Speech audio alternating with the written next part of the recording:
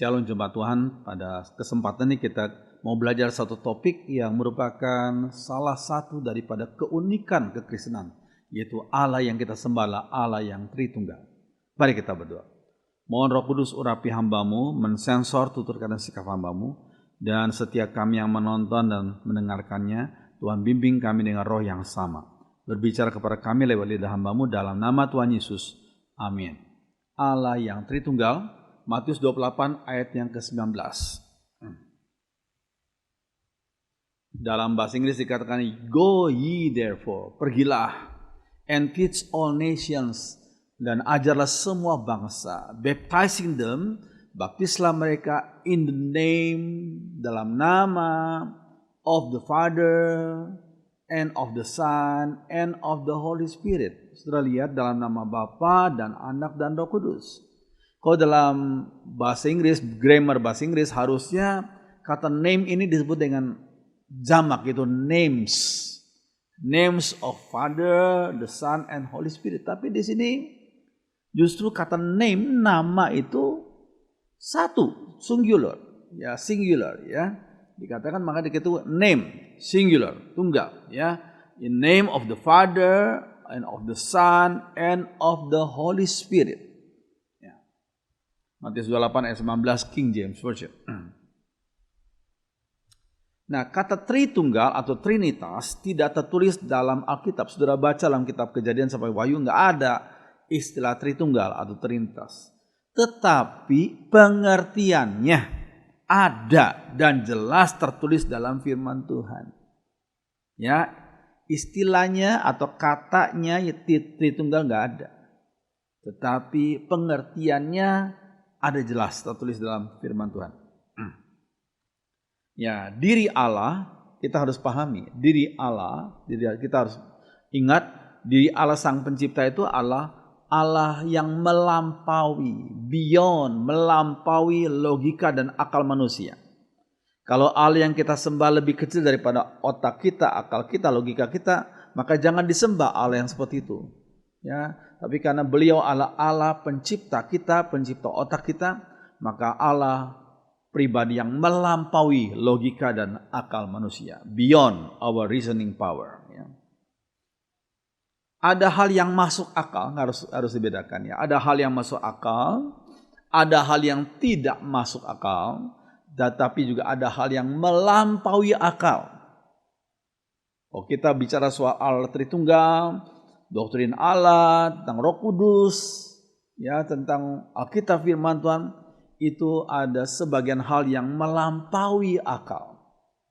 Ya, sekali lagi ada hal yang masuk akal, ada yang tidak masuk akal, tapi ada hal yang melampaui akal. Nah, kalau kita bicara soal Allah Tritunggal, itu masuk dalam wilayah melampaui akal. Hal-hal tentang Allah itu melampaui akal manusia. Diri dan karya Allah bukan sama sekali tidak dapat dipahami oleh logika manusia. Sekali lagi, diri dan karya Allah bukan sama sekali tidak dapat dipahami oleh logika manusia. Tapi juga bukan semuanya kita bisa pahami, tidak. Jangan sembah Allah yang semuanya bisa kita pahami, berarti Allah yang disembah oleh orang itu lebih kecil daripada akalnya. Ya. Diri dan karya Allah bukan sama sekali tidak dapat dipahami oleh logika manusia, tapi diri dan karya Allah juga bukan semuanya dapat dipahami oleh logika manusia. Ini kita perlu pahami. Ya. Ada hal tertentu dari diri Allah yang sengaja dinyatakannya bagi umatnya, sengaja ada hal tertentu. Ya, tapi ada hal-hal yang jadi misteri.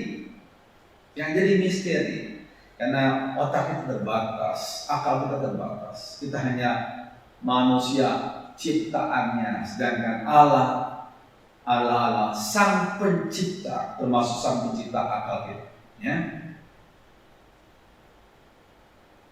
Oke. Nah, Ulangan 29, bagus sekali ya. Ulangan 29 ayat 29. Ada hal-hal yang tersembunyi ialah bagi Tuhan. Hal-hal yang misteri yang tersembunyi bagi Tuhan. Tapi hal-hal yang dinyatakan, ada hal yang dinyatakan, revealed by God ya. Ada hal yang dinyatakan ialah bagi kita dan bagi anak-anak kita sampai selama-lamanya, supaya kita melakukan segala perkataan hukum Taurat ini. Jadi ada hal-hal yang tersembunyi, misteri, itu miliknya Tuhan saja. Tapi ada hal-hal yang reveal, yang dinyatakan. Ya. Nah, the secret things, hal-hal yang tersembunyi, yang rahasia itu belong unto the Lord, our God. But those things which are revealed, hal-hal yang di-reveal, yang dinyatakan, yang diwahyukan, belong unto us, milik kita. And to our children forever, untuk keturunan kita selamanya, selama-lamanya, that we may do all the words of this law, sehingga kita bisa melakukan apa yang menjadi perintah Tuhan itu. Ya. Oke, wahyu Allah diberikan secara progresif, ya, secara bertahap, makin lama makin jelas kepada umatnya. Wahyu Allah diberikan secara progresif, nah, bertahap, makin lama makin jelas. Ya, kalau kita lihat ini hanya sebagai perbandingan saja. Kalau pagi-pagi hari, ya kita mulai melihat, oh, sinar matahari mulai kelihatan. Ya, dikatakan kalau kita bahasa Indonesia, matahari terbit katanya, ya. Ya, sekalian. Nah, makin lama makin terang. Sinar matahari makin lama makin terang. Makin besar kelihatannya itu benda matahari itu, ya. Itu namanya progresif, ya. Secara bertahap, makin lama makin jelas, makin lama makin terang, ya. Oke. Nah, di dalam Perjanjian Lama, ketritunggalan Allah belum secara gamblang dinyatakan. Belum secara gamblang dinyatakan dalam Perjanjian Lama, ya. Ada ayat-ayat yang menyatakan dalam tanda kutip kejamakan diri Allah. Kejamakan diri Allah. Ya. Berfirmanlah Allah, baiklah kita. Tidak dikatakan baiklah aku, bukan. Tapi baiklah kita menjadikan manusia menurut gambar dan rupa kita. Kejadian 1 ayat 26. Ya, siapakah kita di sini? Manusia tidak pernah diciptakan sebagai peta dan gambarnya malaikat. Sehingga jangan artikan kita di sini, oh Allah berdiskusi dengan malaikat, tidak. Sebab Alkitab tidak pernah mengatakan bahwa manusia diciptakan menurut peta dan gambar malaikat. Tapi menurut peta dan gambarnya Allah. Itu manusia diciptakan. Ya. Ketiga pribadi Allah Tritunggal sedang berunding bersama di sini. Ya, kata kita di sini menunjuk pada ketiga pribadi Allah Tritunggal yang sedang berunding bersama. Ya. Kejadian 3:22, berfirmanlah Tuhan Allah, sesungguhnya manusia itu telah menjadi seperti salah satu dari kita, itu kata Allah. Ya, tahu tentang yang baik dan yang jahat. Ya, ya, ini ketiga pribadi Allah Tritunggal sedang berdiskusi. Ya. Nah, kemudian dalam Perjanjian Lama juga kita melihat ada satu pribadi yang namanya malaikat Tuhan, tapi M-nya huruf besar. Kalau malaikat biasa tuh M-nya kecil, ini M-nya besar. Pemunculan pribadi malaikat Tuhan yang unik, yang berbeda dengan yang lain. Ya, pribadi malaikat Tuhan itu memberkati atas namanya sendiri. Uniknya salah satunya itu memberkati atas namanya sendiri. Lagi kata malaikat Tuhan, M-nya huruf besar ya. Lagi kata malaikat Tuhan itu kepadanya, aku akan membuat sangat banyak keturunanmu. Aku, berarti memberkati dia. Nggak bisa dilakukan oleh malaikat biasa ini. Ya, pribadi malaikat Tuhan yang M-nya huruf besar. Ya, bandingkan kejadian 16 ayat 10 bandingkan kejadian 22 ayat 17 sampai 18. Ya. Ya. Lalu yang kemudian Hagar menyebutnya malaikat Tuhan itu sebagai Tuhan. Sekali lagi kata malaikat Tuhan M-nya huruf besar, ya, Tuhan. Ya, kejadian 16 ayat 10. Lagi kata malaikat Tuhan itu kepadanya, aku akan membuat sangat banyak keturunanmu sehingga tidak dapat dihitung karena banyaknya. Kejadian 16 ayat 13. Kemudian Hagar menamakan Tuhan. Ya, tidak disebutkan Hagar menamakan malaikat itu, tapi langsung dia mengidentifikasikan bahwa itu bukan sembarangan malaikat itu. M-nya huruf besar itu. Maka dikatakan kemudian Hagar menamakan Tuhan yang telah berfirman kepadanya itu dengan sebutan engkaulah El Roy. Kata El itu artinya kan Allah. Ya, yang ketiga, Kejadian 22 ayat 11. Tetapi berserulah malaikat Tuhan dari langit. M-nya huruf besar. Kepadanya, Abraham, Abraham. Sahutnya, ya Tuhan. Abraham menyebutnya sebagai Tuhan. Ya. Oke. Sang malaikat Tuhan yang M-nya huruf besar ini bersumpah demi dirinya sendiri. Bersumpah demi dirinya sendiri. Kejadian 22 ayat 16. Ya, katanya aku bersumpah demi diriku sendiri. Itu kata malaikat Tuhan yang M-nya huruf besar itu ya. Demikianlah firman Tuhan, karena engkau telah berbuat demikian dan engkau tidak segan-segan untuk menyerahkan anakmu yang tunggal kepadaku. Aku bersumpah demi diriku sendiri. Ya, kemudian Yosua, penggantinya Musa itu, ketika beliau memimpin umat Israel masuk ke tanah Kanaan, mulai berperang dengan penduduk di sana. Lalu Yosua sebelum menghadapi Yeriko itu, ya, Yosua bertemu dengan panglima, P-nya besar, panglima bala tentara Tuhan yang mau disembah. Siapa nih panglima bala tentara Tuhan? Ini malaikat, tapi beliau mau disembah. Jangan lupa, malaikat biasa tidak mau disembah. Dari mana kita tahu? Dari Wahyu 22 ayat 8-9. Dan setelah aku, kata Yohanes, mendengar dan melihatnya, aku tersungkur di depan kaki malaikat untuk menyembahnya. Tapi malaikat itu berkata kepada Yohanes, jangan berbuat demikian, aku adalah hamba seperti engkau juga, kata malaikat itu, yang M-nya huruf kecil. Lalu disambung dengan sembahlah Allah. Jadi malaikat biasa tidak mau disembah. Tapi panglima bala tentara Tuhan ini mau disembah, ya, oleh Yosua yang itu menggantikan Musa, ya, pemimpin bangsa Israel memasuki negeri Kanaan itu, ya, tanah Kanaan. Oke, nah, kesimpulan, malaikat Tuhan yang M-nya huruf besar ini bukan sekedar malaikat biasa. Tapi Allah penampakan sementara dari Sang Firman yang sebelum berinkarnasi di dalam diri Tuhan Yesus sudah menyatakan diri sebagai malaikat Tuhan yang M-nya besar atau sebagai panglima bala tentara Tuhan yang mau disembah oleh Yosua. Nah, ketika Sodom dan Gomora dihukum Tuhan, dikatakan apa? Kemudian Tuhan pribadi yang menampakkan diri kepada Abraham dan Lot, Kejadian 18 ayat 1, 19 ayat 1, menurunkan hujan belerang dan api atas Sodom dan Gomora berasal dari Tuhan dari langit. Nah ini, coba perhatikan ya. Kemudian Tuhan pribadi yang menampakkan diri kepada Abraham dan Lot itu menurunkan hujan belerang dan api atas Sodom dan Gomora berasal dari Tuhan dari langit. Nah, itu kita melihat dua pribadi yang berbeda di situ. Ya, dua pribadi yang berbeda di situ.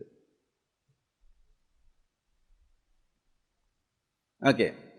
Pada waktu Sang Firman berinkarnasi dalam diri Tuhan Yesus, maka pernyataan ketiga pribadi dari Allah Tritunggal itu menjadi jelas.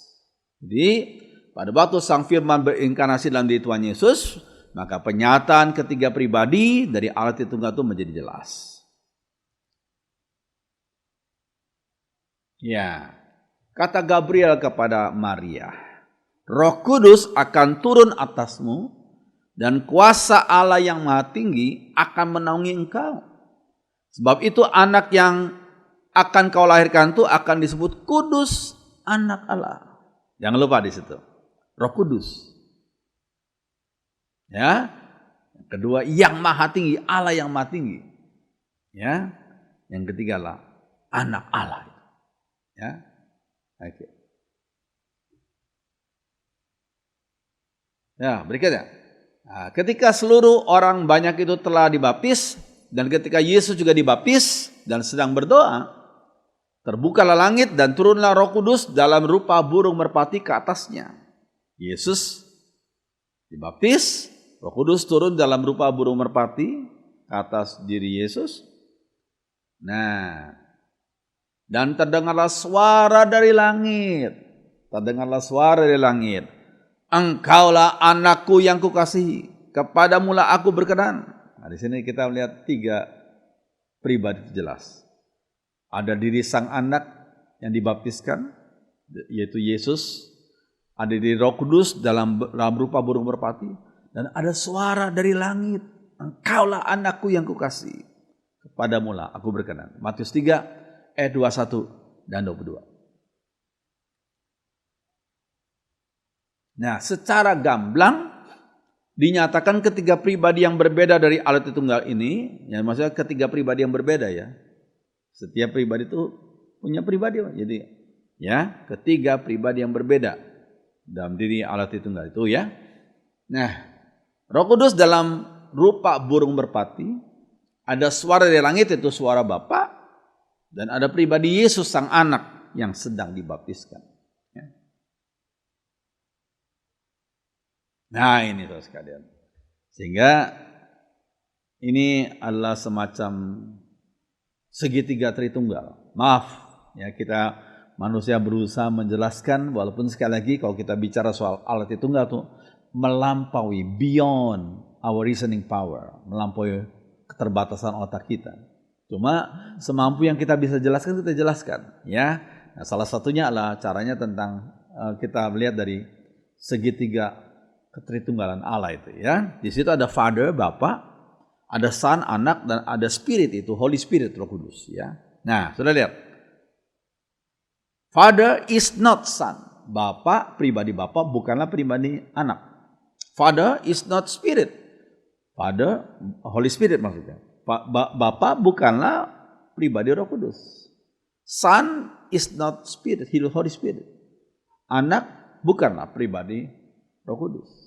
Ya. Tetapi Father is God. Bapa itu Allah. Son is God. Anak itu Allah. Dan Holy Spirit is God. Roh Kudus juga Allah. Ada berapa? Ada berapa Allah yang disembah oleh orang di sana? Satu Allah yang Tritunggal. Satu Allah yang Tritunggal. Nah, kita perlu perhatikan ini. Ya, dikatakan oleh Tuhan Yesus, tetapi penghibur yaitu Roh Kudus yang akan diutus oleh Bapa dalam namaku. Roh Kudus penghibur diutus oleh Bapa di surga dalam namaku, dalam nama Tuhan Yesus. Dialah yang akan mengajarkan segala sesuatu kepadamu dan akan mengingatkan kamu akan semua yang telah kukatakan kepadamu. Yohanes 14 ayat 26. Karena itu kata Tuhan Yesus, pergilah jadikanlah semua bangsa muridku dan baptislah mereka dalam nama Bapa dan Anak dan Roh Kudus. Ini amanat Allah. The Great Commandment. Bapa dan Anak dan Roh Kudus. 3 pribadi yang berbeda.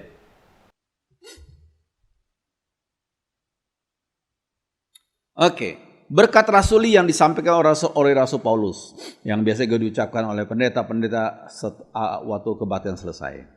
Kasih karunia Tuhan Yesus Kristus, kasih Allah yaitu Allah Bapa, dan persekutuan Roh Kudus menyertai kamu sekalian. 2 Korintus 13 ayat 13. Tritunggal ya. Ya. Nah, sekarang kita lihat makna kata esa dalam Ulangan 16 ayat 4. Makna kata esa Ulangan 16 ayat 4. Bahasa Ibrani adalah ya, Yahweh Elohenu, Yahweh Ehad. Ya, Yahweh itu Tuhan Allahmu, Allah esa. Diterjemahkan bahasa Indonesia yaitu esa, tapi dalam bahasa Ibrani adalah Ehad. Ehad. Ya. Nah, saudara sekalian, kata esa berasal dari kata ehad yang berarti saja atau hanya. Saja atau hanya.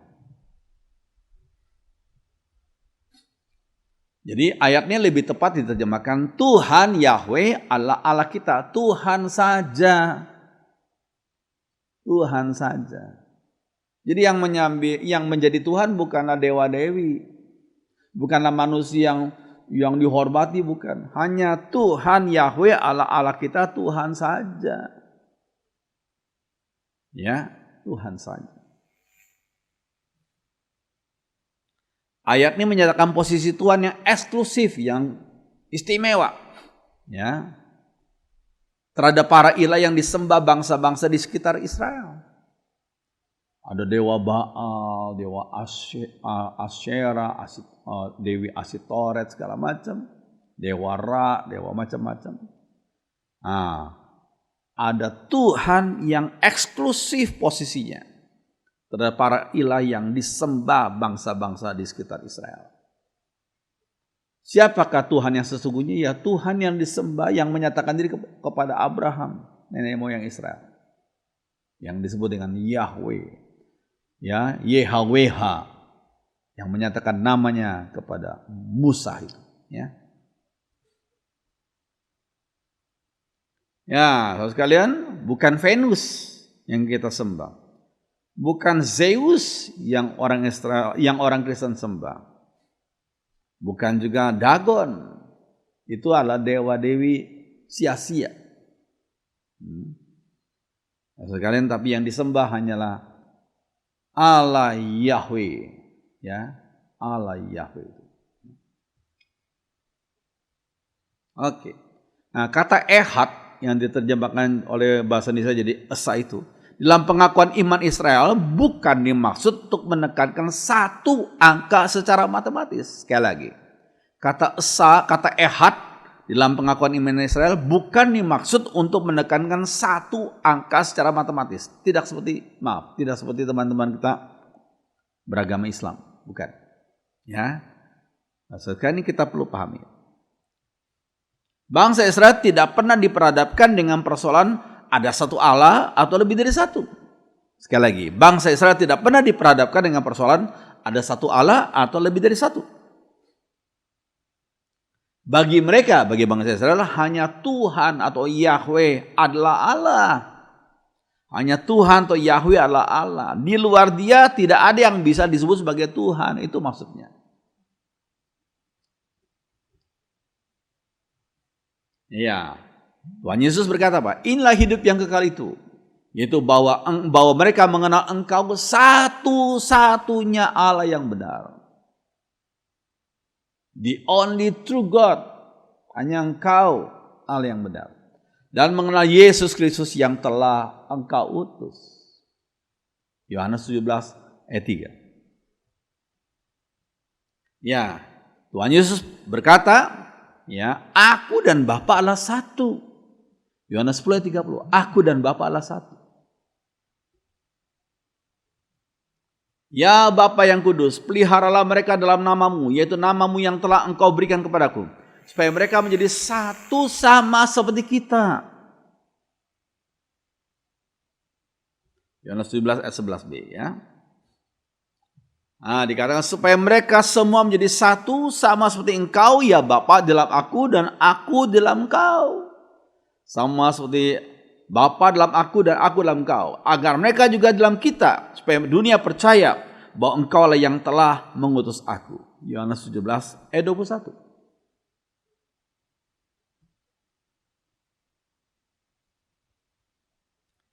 Nah, saudara sekalian, apakah makna kata satu di sini? Bapa dalam aku dan aku dalam Engkau, supaya mereka menjadi satu, sama seperti kita. Sekarang pertanyaannya, apakah makna kata satu di sini? Kata satu di sini bukanlah bermakna secara matematis. Bukanlah bermakna secara matematis.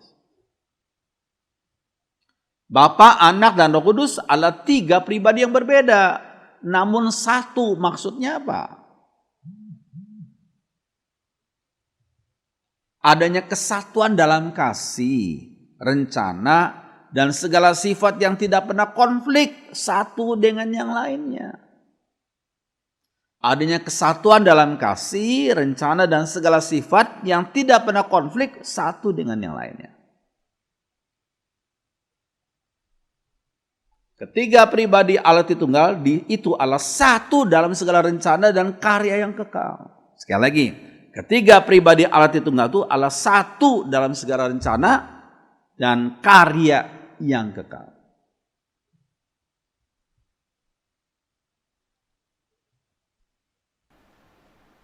Ketiga pribadi Allah Tunggal itu punya hubungan yang begitu eksklusif dan istimewa.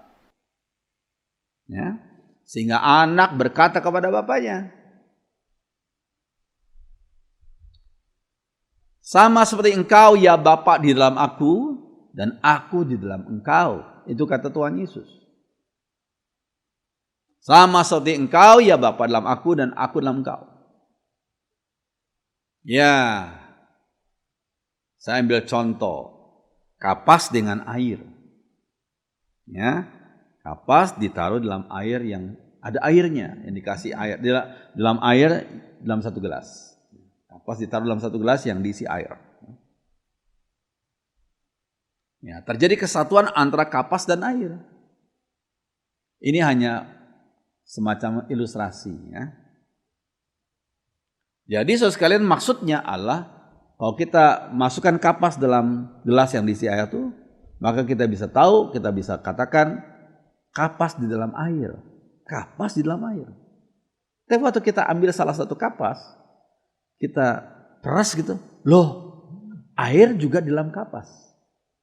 Tadi kita bilang kapas dalam air, tapi waktu kita ambil salah satu kapas, kita peras, oh, air juga di dalam kapas. Berarti ada kesatuan, ada hubungan yang eksklusif antara kapas dengan air. Ya, begitu. Nah, ajaran Roh Kudus berasal dari Sang Anak, sedangkan ajaran Sang Anak berasal dari Bapa yang mengutusnya. Yohanes 7 ayat 16 dan selanjutnya, ya. Apa yang dikerjakan Bapa itu pula yang dikerjakan Anak. Ya, disempurnakan oleh Roh Kudus. Apa yang dikerjakan Bapa itu pula yang dikerjakan Anak, disempurnakan oleh Roh Kudus.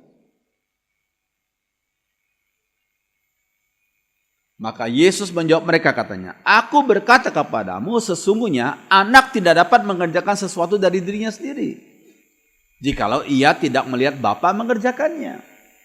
Sebab apa yang dikerjakan Bapa itu juga yang dikerjakan Anak. Jadi nggak ada dualisme di antara Bapa dan Anak, nggak ada dualisme.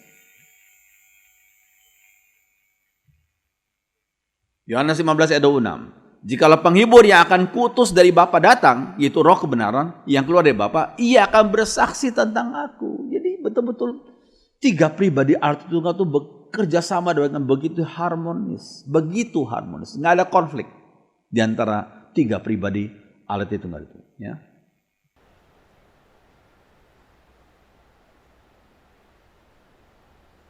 Oke. Sang Anak datang ke dunia untuk memuliakan nama Bapa. Jadi dengan cara menyelesaikan segala pekerjaan yang diberikan kepadanya, itu penebusan umatnya.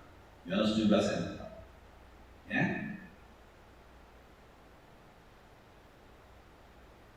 Roh Kudus datang untuk memuliakan Sang Anak. Yohanes 16 ayat 4. Roh Kudus datang untuk memuliakan Sang Anak. Yohanes 11 ayat 11. Ia itu Roh Kudus akan memuliakan aku, kata Yesus, sebab ia akan memberitakan kepadamu apa yang diterimanya daripadaku. Jadi tiga pribadi itu betul-betul bekerja sama secara harmonis. Nah, ketiga pribadi itu juga setara. Tidak ada yang lebih tinggi otoritasnya daripada yang lain, setara. Ada pembagian tugas, tapi ya dikatakan Bapa itu merencanakan, Anak melaksanakan, dan Roh Kudus menggenapi. Bapa merencanakan, Anak melaksanakan, Roh Kudus menggenapi. Dalam semua karyanya, ketiga pribadi Allah Tunggal itu selalu bekerja sama dengan sangat serasi dan harmonis. Tidak ada kontradiksi di antara tiga pribadi itu. Sangat serasi dan harmonis.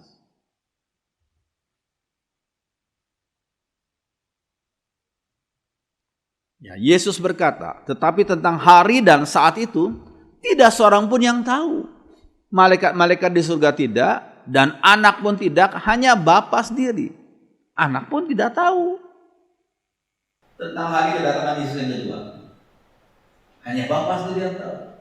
Matius 24 ayat 36. Apakah pengetahuan anak kurang dari pengetahuan Bapa? Nah, ini ya, berdasarkan Matius 26 ayat 36 tentang hari kiamat itu. Anak pun tidak tahu, hanya Bapa yang tahu. Sekarang pertanyaannya, apakah pengetahuan anak kurang dari pengetahuan Bapa? Istilah anak selalu berkaitan dengan inkarnasi Sang Firman yang menjadi manusia. Itu harus kita ingat. Istilah anak selalu berkaitan dengan inkarnasi, penjelmaan Sang Firman menjadi manusia. Yohanes 1:14 ya. Pada waktu berinkarnasi, Sang Firman sengaja dalam tanda kutip mengosongkan dirinya sendiri. Itu istilah yang dalam Alkitab. Sang Firman sengaja mengosongkan dirinya sendiri. Dikatakan ia sengaja membatasi diri dalam banyak hal. Misal dalam hal pengetahuan dan keberadaannya. Filipi 2 ayat 7. Ya. Jadi istilah anak selalu berkaitan dengan inkarnasi. Ketika Sang Firman mengosongkan dirinya, membatasi dirinya. Ya. Namun, ini, jika ditinjau dari keberadaannya yang kekal, tentu Sang Firman itu maha tahu adanya. Jadi pada waktu Sang Firman berinkarnasi dalam diri Yesus yang disebut sebagai anak itu, anak Allah itu, dia sengaja membatasi dirinya sehingga tentang kedatangan kedua anak pun tidak tahu, karena memang dalam kondisi di mana Sang Firman menjelma jadi manusia, jadi daging, sehingga disebut sebagai anak. Berarti dia sengaja membatasi dirinya, membatasi pengetahuannya, sehingga tentang kedatangan kedua, ya tentang kedatangannya yang kedua, anak pun tidak tahu, hanya Bapa yang tahu. Namun jika ditinjau dari keberadaannya yang kekal, tentu Sang Firman itu maha tahu adanya. Apa yang diketahui Bapa ya diketahui oleh anak, demikian juga diketahui oleh Roh Kudus. Nah, analogi alat tunggal, analoginya. Nah, Allah Bapa itu tak terhingga. Ini simbolnya nih, Allah Bapa tak terhingga. Allah Anak juga tak terhingga, ya. Allah Roh Kudus juga tak terhingga. Karena tiga pribadi itu Allah pencipta, makanya tak terhingga, ya. Nah, tak terhingga tambah tak terhingga tambah tak terhingga sama dengan berapa? Tak terhingga tambah tak terhingga tambah tak terhingga sama dengan berapa? Bukan tiga tak terhingga, bukan tiga tak terhingga, tetapi tak terdefinisikan. Allah itu pencipta kok. Tentunya Allah itu tidak bisa didefinisikan. Ya, sekali lagi, tak terhingga tambah tak terhingga tambah tak terhingga sama dengan tidak bisa didefinisikan, tak terdefinisikan. Doktrin Allah Tritunggal bukan untuk diperdebatkan oleh manusia, bukan untuk diperdebatkan oleh manusia. Karena doktrin itu merupakan pernyataan diri Allah sendiri. Allah menyatakan diri demikian, ya kita percaya saja, kita terima saja. Tidak untuk diperdebatkan, tidak untuk diperdebatkan. Ya. Sebagai umatnya kita hanya bisa mengamini dan menyembahnya. Kita mengamini dan menyembah Allah yang Tritunggal. Bukan memperdebatkan. Maka dikatakan Roma 11 ayat 33, oh alangkah dalamnya kekayaan, hikmat dan pengetahuan Allah. Sungguh tak terselidiki keputusan-keputusannya dan sungguh tak terselami jalan-jalan. Ya, kita baca sama-sama Roma 11 ayat 33 ya. Kata Paulus berkata apa? Oh alangkah dalamnya kekayaan, hikmat dan pengetahuan Allah. Sungguh tak terselidiki keputusan-keputusannya dan sungguh tak terselami jalan-jalan. Sekalian, amin. Kita bersyukur karena kita menyembah Allah yang Tritunggal dalam diri Tuhan Yesus. Walaupun keterbatasan otak kita, tapi kita hanya menyembah Allah yang menyatakan diri seperti itu. Mari kita berdoa. Roh Kudus tolong kami, bimbing kami dalam kebenaran. Sehingga kami semua jadi umat-Mu yang percaya saja pada apa yang Tuhan firmankan kepada kami. Dan kami mau taat pada firman. Terima kasih. Apa yang hamba-Mu sudah sampaikan mungkin punya banyak keterbatasan, tapi Roh Kudus bimbing kami. Terima kasih Tuhan. dalam nama Tuhan Yesus. Amin.